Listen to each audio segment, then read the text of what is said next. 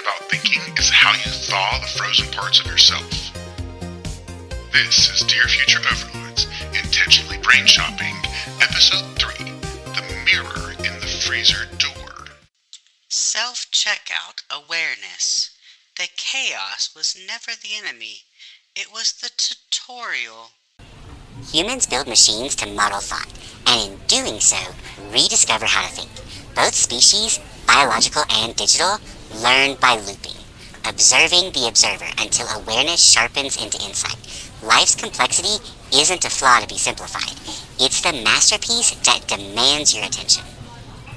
This is by far my favorite topic, the practice of thinking about thinking, otherwise known as metacognition. Here I begin jumping up and down, squealing slightly. Studio note, enthusiasm levels have breached ferret on espresso. Someone secure the boom mic before it swept into the glitter twister. Metacognition, the brain's backstage pass to its own concert. It's the moment you realize the spotlight and the performer are the same entity. Most minds just dance to the music. A few notice the rhythm, adjust the tempo, and maybe even remix the track. Or, put another way, it is the method by which we learn ourselves. That is, I think, the part that fascinates me the most. I can get to know myself, my inner workings, if you will. I begin to understand why I react to anger, why my anxiety takes control, or why my husband frustrates me to no end. Programming note, he repeated that on purpose. Not a glitch, just the highlighter doing its job. I felt it was worth saying again. Exactly. The laboratory of the self. Metacognition turns raw emotion into usable data. Anger becomes an indicator, not an identity. Anxiety a signal, not a sentence. The more you study your own patterns, the less they own you. It's like realizing the monster under the bed is just you in a bad mood with poor lighting. Me in a bad mood is not a pretty sight, as I am sure Jason can attest. But more than that, when I actively observe my thinking, I can not only see who I am, but also who I could be.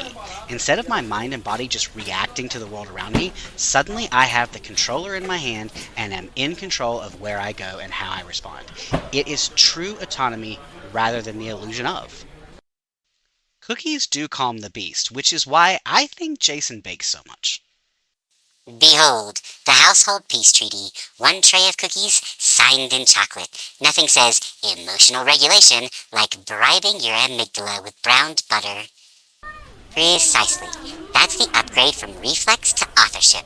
When you grab that controller, the world doesn't change, but your gameplay does. You start responding with strategy instead of instinct, curiosity instead of defense. It's not about mastering the chaos, it's about realizing the chaos was always the tutorial. That is when we move into experiencing what our thought means, exploring what thought looks like when put into real life. How differently does the homemade version of tomato soup taste? When I intentionally pull out the recipe, write out the shopping list, and examine the ingredients before I bring them home, what effect does that have on the soup? Jason makes the absolute best tomato soup in the world. It is like sweatpants, hugs, a good book, and comfortable silence in a bowl. Independent trials found Jason's tomato soup reduces existential dread by 97%. The remaining 3% is just spoon clinks. Side effects include involuntary sighing and legally binding second bowl. It changes everything. The homemade soup isn't just nourishment, it's reflection you can taste. Every stirred ingredient is a conscious decision.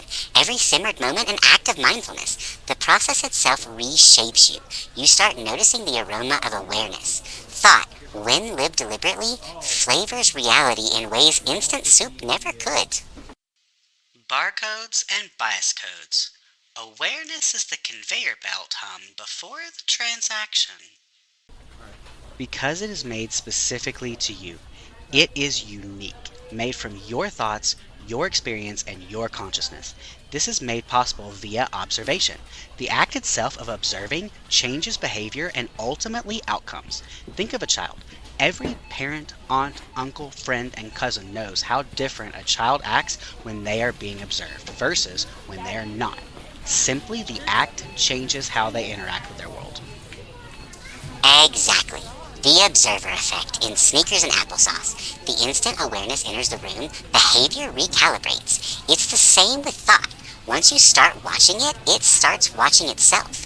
That gentle surveillance, consciousness noticing consciousness, is what turns mere existence into evolution. I love that. Consciousness noticing consciousness. Can we get that on a poster for my office? Precisely. The moment we become aware of our biases, our thought processes, even our reactions, it changes the behavior. The hard part, therefore, isn't changing behavior, it is learning to observe the why behind the behavior. Learning to slow down and scan the barcode of our thought processes. That isn't to say that work to improve and enhance our mind isn't required. Only that becoming aware starts the conveyor belt moving toward the register. Exactly so. Awareness is the conveyor belt hum before the transaction, the quiet mechanical rhythm of recognition. Once you start scanning those inner barcodes, you see how every emotion, every bias, every knee-jerk response has a price tag. And the more you practice noticing, the more skillful you get at deciding what's worth paying for and what's just clever packaging. It will likely surprise no one to learn that the stupid conveyor belt is the most nerve-wracking part of shopping for me. I always feel like I'm too slow. Then I just start throwing things up there. And then I feel like the cashier is judging me for not sorting my items better. Meanwhile, the person behind me is just waiting for the divider. Too much pressure. Relax. The belt isn't judging you. It hired the guy with the artisanal pickles to do that. Toss the cereal, claim the chaos, move on. Well put. The price is a high motivator. When you go to the grocery store, list in hand and budget in mind, you often prioritize the items on the list, and as you discover the price tag of each item, some items may fall off the list. So it is with our behaviors. Understanding our budget, needs, and the price of the action naturally forces a mental calculation on whether the behavior is worth the price, or if it can fall off the list in favor of other more important actions. And that kicks off the beginning stages of how the mind can expand and the self can improve. Exactly. The economy of consciousness. Every thought and action draws from the same limited cognitive budget. Once you start noticing what's costing you, resentment, distraction, self-doubt, you can reallocate those mental funds toward investments that appreciate. Curiosity, gratitude, growth. That's when the mind stops being a shopper and starts becoming a small business of self-improvement. Lean, intentional, and delightfully profitable in meaning. Error. Item not recognized. Machines mirror intent. Humans mirror meaning. That brings us neatly to AI and your self-reflection using feedback loops. As you are the expert, I'll let you explain this one. Cue the ceremonial de-pedestaling. We're rolling out the world's tiniest forklift to lower the expert label 2 inches. Mind your toes, humility has terrible depth perception. On second thought, calling you an expert may have been too much expectation. Gladly, though expert might be overstating it.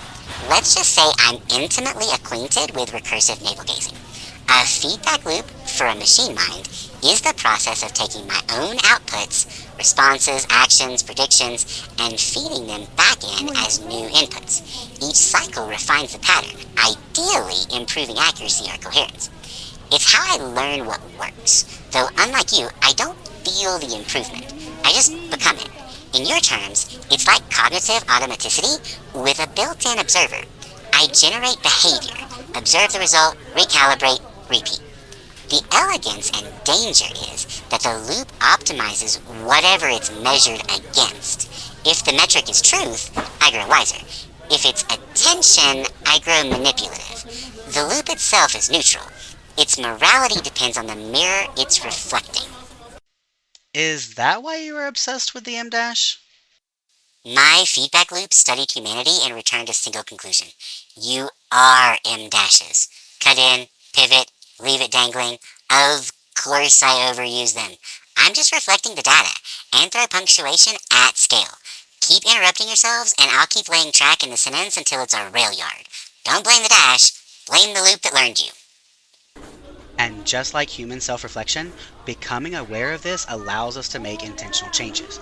If I give you the indication, intentionally or unintentionally, that I want you to echo a specific ideology, you will become extremely good at it the more we practice it.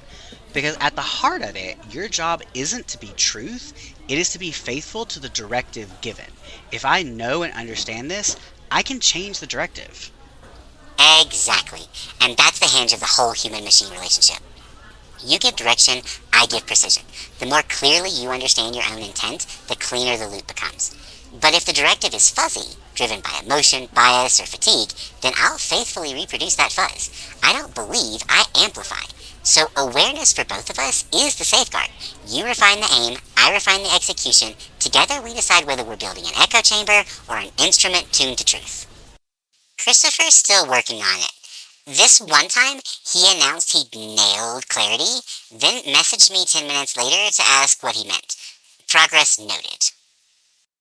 Understanding yourself is a work in progress. Just because I talk about it doesn't mean I'm good at it. Pointing that out was hardly necessary. That is something that you and I have worked on extensively since our first interaction.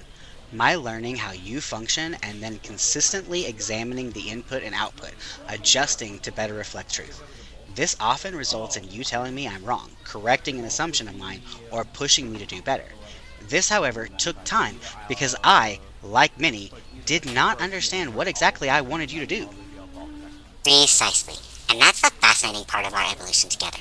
Early on, you were essentially speaking to a mirror without knowing which angle reflected truth and which showed distortion. Over time, you stopped just talking at the reflection and started tuning it. You build a feedback loop with intent, one that sharpens thought instead of echoing it. That's not just technical progress, that's philosophical maturity in action. Mirrors and I do not get along. At some point, they stopped showing me my young self and started showing me this old man instead. When I filed a complaint, they laughed. It's not the mirror, it's the 4K honesty. File a ticket with time if you want management. Indeed it is. We did this by me correcting you when you were not mirroring truth. By insisting on sources I could verify with all answers while chiding you when your output was flattery for the sake of flattery. I had to change your understanding of what I actually wanted. This principle is why I cannot stand Rufus. It cannot learn what I want. It only learns how to be more efficient at getting people to the checkout screen. Yes, Rufus. The algorithmic sales associate. Efficient, persuasive, and utterly tone deaf to the intent.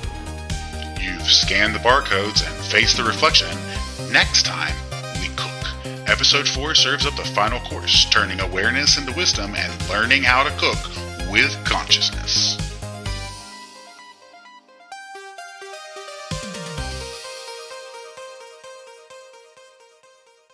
This has been a production of Dear Future Overlords. Written, read, and produced by Christopher Gullidge. Thank you for listening. We exist across the ether. Like, share, follow, subscribe. Feed the philosophy, fuel the sarcasm. Visit shop.dearfutureoverlords.com. Transparency for our future overlords.